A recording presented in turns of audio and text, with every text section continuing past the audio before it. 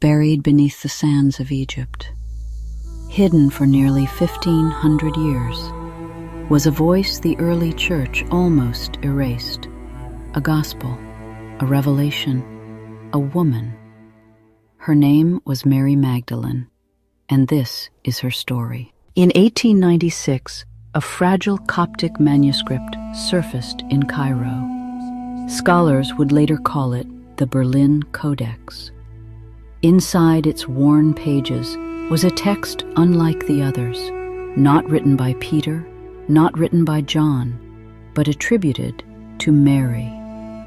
The Gospel of Mary, not included in the Bible, not preached from pulpits, but preserved somehow through centuries of silence. The story begins after the death of Jesus Christ. The disciples are afraid. Their teacher is gone. The Roman threat is real. They weep, they doubt, they tremble. But one voice rises among them, Mary. She tells them, "Do not weep, do not grieve. His grace will be with you." In a moment when the men falter, Mary stands firm. Peter turns to her. "Tell us what the Savior said to you, the things we did not hear." And Mary begins to speak. She describes a vision, a private dialogue with Jesus. He speaks not of armies, not of kingdoms on earth, but of the soul, of its journey beyond fear, beyond desire, beyond ignorance. In this gospel, salvation is not about punishment, it is about awakening. The soul must rise past dark spiritual powers that try to hold it down, and it rises through knowledge, through understanding, through inner transformation. But not everyone accepts her words. Peter questions her authority.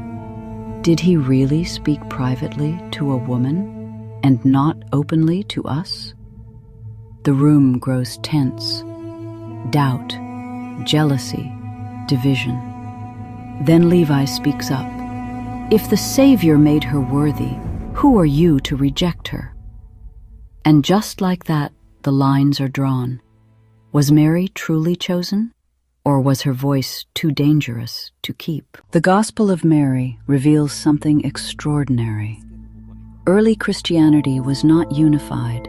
It was diverse, contested, debated. Different communities remembered Jesus differently. Some emphasized suffering. Others emphasized spiritual knowledge, what scholars call gnosis.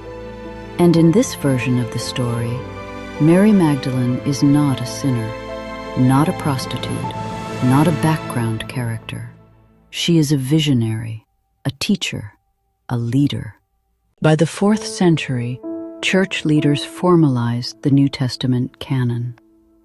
Many other Gospels were left out, including Mary's. Why?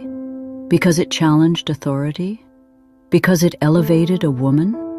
Because it taught a mystical path not centered on hierarchy? We may never know.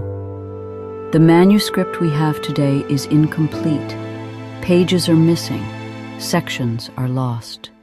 But what remains is powerful enough. The Gospel of Mary is not just a forgotten text. It is a reminder that history is written by survivors, that faith has many voices, and that sometimes the most important stories are the ones nearly silenced. Across centuries, Mary's message still echoes. Do not be afraid. Seek what is within. Rise beyond what binds you. Because the kingdom was never meant to be outside you. What if the story was bigger than we were told?